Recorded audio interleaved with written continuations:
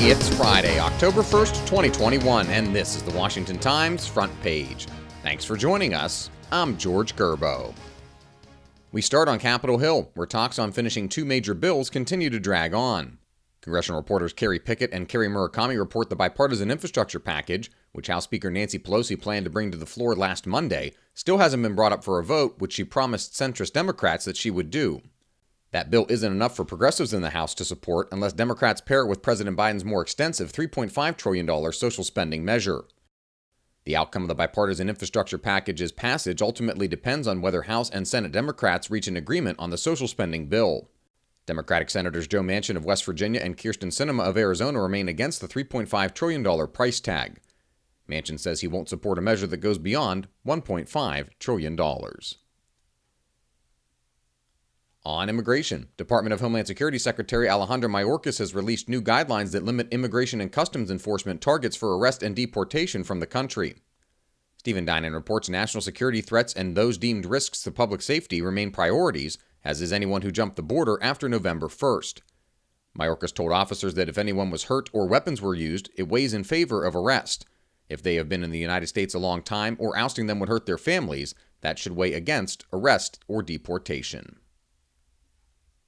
On the coronavirus, COVID-19 infections in people who have been vaccinated are being reported with increasing frequency and are complicating efforts to reopen society and promote the shots.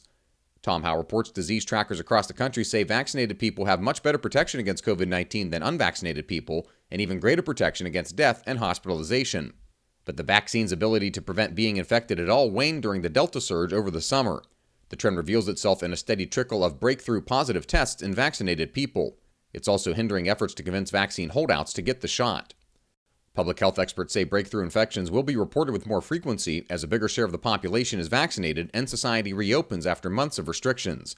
They also say the vaccines are designed to avoid the worst outcomes from COVID-19, such as hospitalization and death. A reminder that you can find all these stories at WashingtonTimes.com/front page. Don't have access to the Times yet? Visit WashingtonTimes.com/George and get 25% off your annual subscription. The Supreme Court's new term begins Monday, and legal affairs reporter Alex Schwaryer previews what we'll see come before the court this fall. One case focuses on the authority of Kentucky Attorney General Daniel Cameron to defend a law requiring a procedure to end fetal life before a woman can undergo a dilation and extraction abortion, which is usually performed during the second trimester. Another will decide whether the First U.S. Circuit Court of Appeals erred in vacating the death sentence of Boston bomber Dzhokhar Tsarnaev. And in November, the court will hear its most significant Second Amendment case in more than a decade. In New York State Rifle and Pistol Association versus Bruin, the judges will consider the constitutionality of a state license requirement to carry guns outside of the home. Several other issues percolating in lower courts, including religious liberty and freedom of speech, will also likely make it to the Supreme Court in the coming months. And finally, a growing number of Republican lawmakers on Capitol Hill are rallying to the cause of a Marine lieutenant colonel jailed this week for his outspoken and repeated criticism of his superiors. Mike Glenn reports Lieutenant Colonel Stuart Scheller lost his job as commander of the Advanced Infantry Training Battalion at Camp Lejeune after posting a video critical of the withdrawal in Afghanistan. The Corps considers him a flight risk, but at least 36 lawmakers have written to Marine Corps Commandant General David Berger questioning Scheller's treatment. Find all today's front page stories at WashingtonTimes.com/front page or the Washington Times app, and follow us for free on all of your favorite podcast platforms. Just search Washington Times. You can also follow us on Twitter and Instagram at WashTimes for breaking news, sports, commentary, and more. For the Washington Times, I'm George Gerbo.